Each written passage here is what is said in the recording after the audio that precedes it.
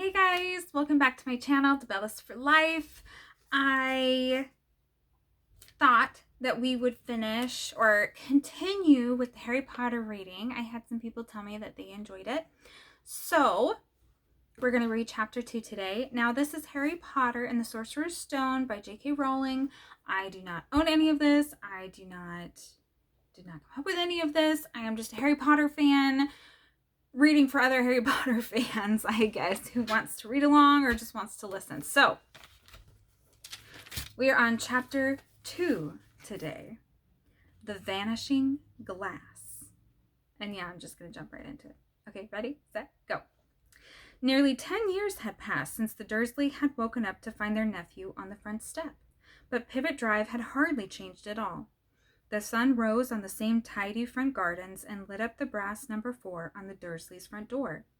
It crept into their living room, which was almost exactly the same as it had been on the night when Mr. Dursley had seen that fateful news report about owls. Only the photographs on the mantelpiece really showed how much time had passed. 10 years ago, there had been lots of pictures of what looked like a large pink beach ball wearing different colored bonnets. But Dudley Dursley was no longer a baby, and now the photographs showed a large blond boy riding his first bicycle on a carousel at the fair, playing a computer game with his father, being hugged and kissed by his mother. The room held no sign at all that another boy lived in the house too. Yet Harry Potter was still there, asleep at the moment, but not for long. His Aunt Petunia was awake, and it was her shrill voice that made the first noise of the day. Up! Get up! Now! Harry woke with a start. His aunt rapped on the door again. Up! She screeched. Harry heard her walking towards the kitchen and then the sound of the frying pan being put on the stove. He rolled onto his back and tried to remember the dream he had been having. It had been a good one. There had been a flying motorcycle in it. He had a funny feeling he had had the same dream before. His aunt was back outside the door. Are you up yet? She demanded. Nearly, said Harry. Well, get a move on. I want you to look after the bacon, and don't you dare let it burn. I want everything to be perfect on Dudley's birthday. Harry groaned. What did you say? His aunt snapped through the door. Nothing. Dudley's birthday. How could he have forgotten? Harry got slowly out of bed and started looking for socks. He found a pair under his bed and after pulling a spider off one of them, put them on. Harry was used to spiders because the cupboard under the stairs was full of them, and that was where he slept. When he was dressed, he went down the hall into the kitchen. The table was almost hidden beneath all of Dudley's birthday presents. It looked as though Dudley had gotten the new computer he wanted, not to mention the second television and the racing bike. Exactly why Dudley wanted a racing bike was a mystery to Harry, as Dudley was very fat and hated exercise. Unless, of course, it involved punching somebody. Dudley's favorite punching bag was Harry, but he couldn't often catch him. Harry didn't look it, but he was very fast. Perhaps it had something to do with living in a dark cupboard, but Harry had always been small and skinny for his age. He looked even smaller and skinnier than he really was, because all he had to wear were old clothes of Dudley's, and Dudley was about 4 times bigger than he was. Harry had a thin face, knobbly knees, black hair, and bright green eyes. He wore round glasses held together with a lot of Scotch tape because of all the times Dudley had punched him on the nose. The only thing Harry liked about his own appearance was a very thin scar on his forehead that was shaped like a bolt of lightning. He had had it as long as he could remember, and the first question he could ever remember asking his Aunt Petunia was how he had gotten it. In the car crash when your parents died, she had said. And don't ask questions. Don't ask questions. That was the first rule for a quiet life with the Dursleys. Uncle Vernon entered the kitchen as Harry was turning over the bacon. Comb your hair, he barked by the way of a morning greeting. Well, about once a week, Uncle Vernon looked over the top of his newspaper and shouted that Harry needed a haircut. Harry must have had more haircuts than the rest of the boys in his class put together. But it made no difference. His hair simply grew that way, all over the place. Harry was frying eggs by the time Dudley arrived in the kitchen with his mother. Dudley looked a lot like Uncle Vernon. He had a large pink face, not much neck, small, watery blue eyes, and thick blonde hair that lay smooth on his thick, fat head. Aunt Petunia often said that Dudley looked like a baby angel. Harry often said that Dudley looked like a pig in a wig. Harry put the plates of bacon and egg on the table, which were difficult as there wasn't much room. Dudley, meanwhile, was counting his presents. His face fell. 36, he said, looking up at his mother and father. That's 2 less than last year.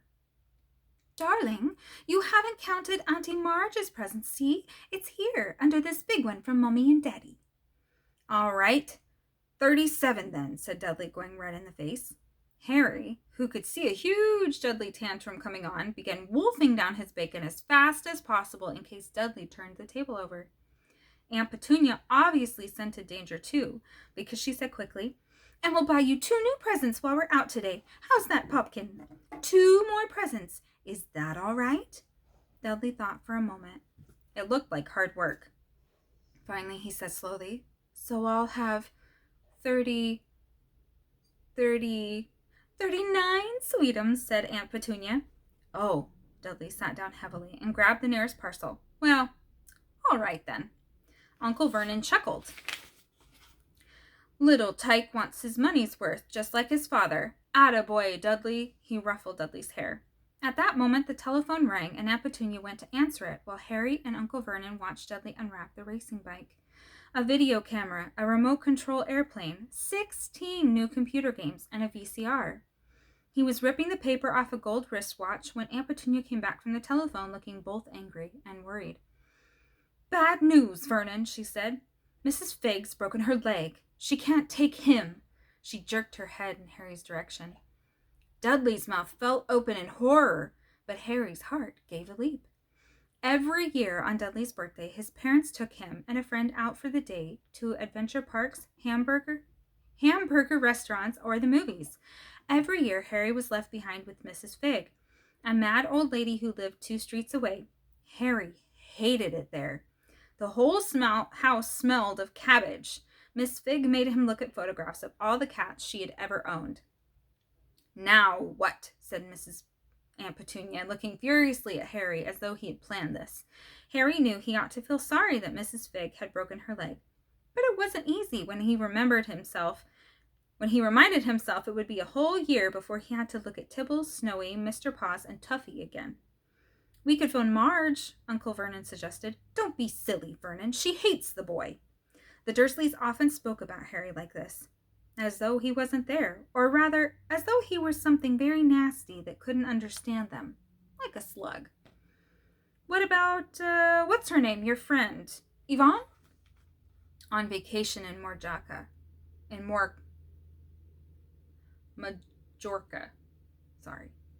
said Aunt Petunia.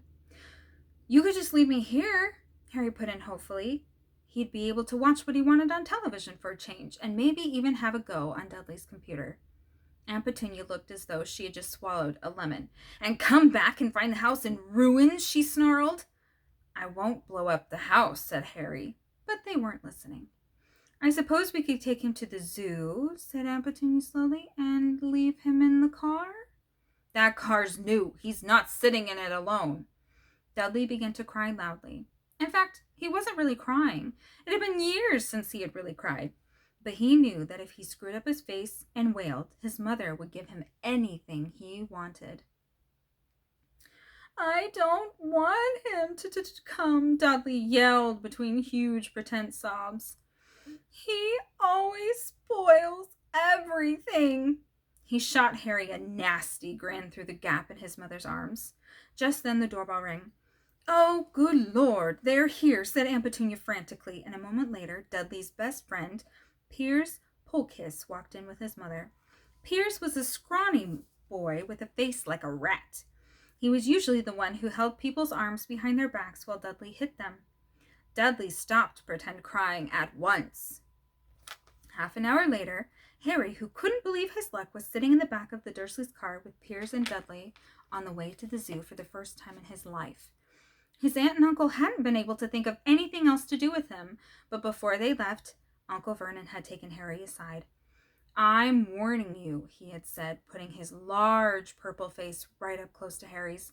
I'm warning you now, boy. Any funny business, anything at all, and you'll be in that cupboard from now until Christmas. I'm not going to do anything, said Harry, honestly. But Uncle Vernon didn't believe him. No one ever did. The problem was, strange things often happened around Harry, and it was just no good telling the Dursleys he didn't make them happen. Once Aunt Petunia, tired of Harry coming back from the barber's looking as though he hadn't been at all, had taken a pair of kitchen scissors and cut his hair so short he was almost bald except for his bangs, which she left to hide that horrible scar. Dudley had laughed himself silly at Harry, who spent a sleepless night imagining school the next day, where he was already laughed at for his baggy clothes and taped glasses. Next morning, however, he had gotten up to find his hair exactly as it had been before Aunt Petunia had sheared it off. He had been given a week in his cupboard for this, even though he had tried to explain that he couldn't explain how it had grown back so quickly. Another time, Aunt Petunia had been trying to force him into a revolting old sweater of Dudley's, brown with orange puffballs. The harder she tried to pull it over his head, the smaller it seemed to become, until finally it might have fit a hand puppet, but certainly wouldn't fit Harry. Aunt Petunia had decided it must have shrunk in the wash, and to his great relief, Harry wasn't punished. On the other hand, he had gotten into terrible trouble for being found on the roof of the school kitchens. Dudley's gang had been chasing him as usual, when, as much to Harry's surprise as anyone else's, there he was sitting on the chimney. The Dursleys had received a very angry letter from Harry's headmistress telling them Harry had been climbing school buildings, but all he had tried to do, as he shouted at Uncle Vernon through the locked door of his cupboard, was to jump behind the big trash cans outside the kitchen doors. Harry supposed that the wind must have caught him in mid-jump. But today, nothing was going to go wrong. It was even worth being with Dudley and Pierce to be spending the day somewhere that wasn't school, his cupboard, or Mrs. Figg's cabbage-smelling living room. While he drove, Uncle Vernon complained to Aunt Petunia. He liked to complain about things. People at work, Harry, the council, Harry, the bank, and Harry were just a few of his favorite subjects. This morning, it was motorcycles. Roaring along like maniacs, the young hoodlums, he said, as a motorcycle overtook them. I had a dream about a motorcycle, said Harry, remembering suddenly. It was flying. Uncle Vernon nearly crashed into the car in front. He turned around in his seat and yelled at Harry with his face like a gigantic beet with a mustache. Motorcycles don't fly! Dudley and Pierce snickered. I know they don't, said Harry. It was only a dream. But he wished he hadn't said anything. If there was one thing the Dursleys hated even more than his asking questions, it was his talking about anything acting in a way it shouldn't, no matter if it was a dream or even a cartoon. They seemed to think he might get dangerous ideas. It was a very sunny Saturday, and the zoo was crowded with families. The Dursleys bought Dudley and Pierce large chocolate ice creams at the entrance, and then, because the smiling lady in the van had asked Harry what he wanted, before they could hurry him away, they bought him a cheap lemon ice pop. It wasn't bad either, Harry thought, licking it as they watched a gorilla scratching its head, who looked remarkably like Dudley, except that it wasn't blonde. Harry had the best morning he had had in a long time. He was careful to walk a little way apart from Dursley so that Dudley and Pierce, who were starting to get bored with the animals by lunchtime, wouldn't fall back on their favorite hobby of hitting him. They ate in the zoo restaurant, and when Dudley had a tantrum because his Knickerbocker Glory didn't have enough ice cream on top, Uncle Vernon bought him another, and Harry was allowed to finish the first. Harry felt afterward that he should have known it was all too good to last. After lunch, they went to the reptile house. It was cool and dark in there, with lit windows all along the walls. Behind the glass, all sorts of lizards and snakes were crawling and slithering over bits of wood and stone. Dudley and Pierce wanted to see huge, poisonous cobras and thick, man-crushing pythons. Dudley quickly found the largest snake in the place. It could have wrapped its body twice around Uncle Vernon's car and crushed it into a trash can. But at the moment, it didn't look in the mood. In fact, it was fast asleep. Dudley stood with his nose pressed against the glass, staring at the glistening brown coils. "Make it move," he whined at his father. Uncle Vernon tapped on the glass, but the snake didn't budge. "Do it again," Dudley ordered. Uncle Vernon rapped the glass smartly with his knuckles, but the snake just snoozed on. "This is boring," Dudley moaned. He shuffled away. Harry moved in front of the tank and looked intently at the snake. He wouldn't have been surprised if it had died of boredom itself. No company except stupid people drumming their fingers on the glass trying to disturb it all day long. It was worse than having a cupboard as a bedroom, where the only visitor was Aunt Petunia hammering on the door to wake you up. At least he got to visit the rest of the house. The snake suddenly opened its beady eyes. Slowly, very slowly, it raised its head until its eyes were on level with Harry's. It winked. Harry stared. Then he looked quickly around to see if anyone was watching. They weren't. He looked back at the snake and winked too. The snake jerked its head toward Uncle Vernon and Dudley, then raised its eyes to the ceiling. It gave Harry a look that quite plainly said, "I get that all the time." "I know," Harry murmured through the glass, though he wasn't sure the snake could hear him. "It must be really annoying." The snake nodded vigorously. "Where do you come from, anyway?" Harry asked. The snake jabbed its tail at a little sign next to the glass. Harry peered at it. "Boa constrictor. Brazil." Was it nice there?" The boa constrictor jabbed its tail at the sign again, and Harry read on. "This specimen was bred in the zoo." "Oh, I see. So you've never been to Brazil?" As the snake shook its head, a deafening shout behind Harry made both of them jump. "Dudley! Mr. Dursley! Come and look at this snake! You won't believe what it's doing!" Dudley came waddling toward them as fast as he could. "Out of the way, you!" he said, punching Harry in the ribs. Caught by surprise, Harry fell hard on the concrete floor.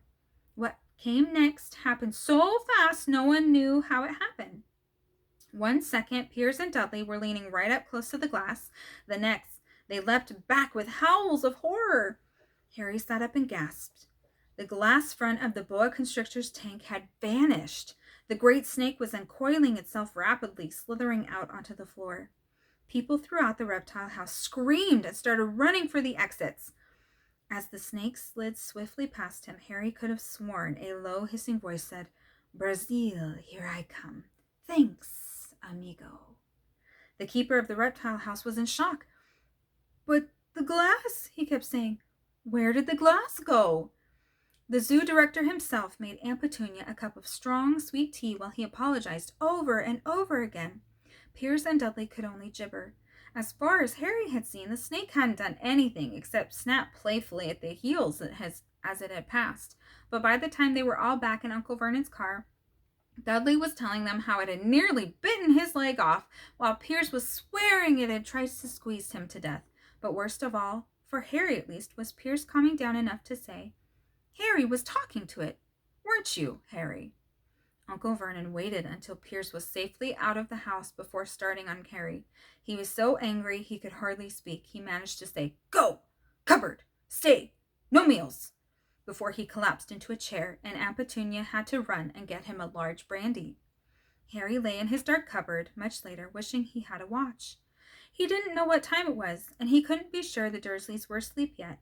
Until they were, he couldn't rest sneaking to the kitchen for some food. He had lived with the Dursleys almost 10 years. 10 miserable years, as long as he could remember, ever since he had been a baby and his parents had died in that car crash. He couldn't remember being in the car when his parents had died. Sometimes when he strained his memory during long hours in his cupboard, he came up with a strange vision. A blinding flash of green light and a burning pain on his forehead. This, he supposed, was the crash, though he couldn't imagine where all the green light came from. He couldn't remember his parents at all. His aunt and uncle never spoke about them, and of course he was forbidden to ask questions. There were no photographs of them in the house. When he was younger, Harry had dreamed and dreamed of some unknown relation coming to take him away, but it had never happened. The Dursleys were his only family. Yet sometimes he thought, or maybe hoped, that strangers in the streets seemed to know him. Very strange strangers they were, too. A tiny man in a velvet top hat had bowed to him once while out shopping with Aunt Petunia and Dudley. After asking Harry furiously if he knew the man, Aunt Petunia had rushed them out of the shop without buying anything. A wild-looking old woman dressed all in green had waved merrily at him once on a bus. A bald man in a very long purple coat had actually shaken his hand in the street the other day and then walked away without a word. The weirdest thing about all these people was the way they seemed to vanish the second Harry tried to get a closer look. At school, Harry had no one. Everybody knew the Dudley's gang hated that odd Harry Potter in his baggy old clothes and broken glasses, and nobody liked to disagree with Dudley's gang. All right, that's the end of chapter 2. I will do chapter 3 probably next week or sooner. If you would prefer me to do these chapters sooner or more often, let me know. I apologize for any words that I might have butchered. Thanks for joining. Like the video, subscribe if you want to hear more, and I'll talk to you later. Bye!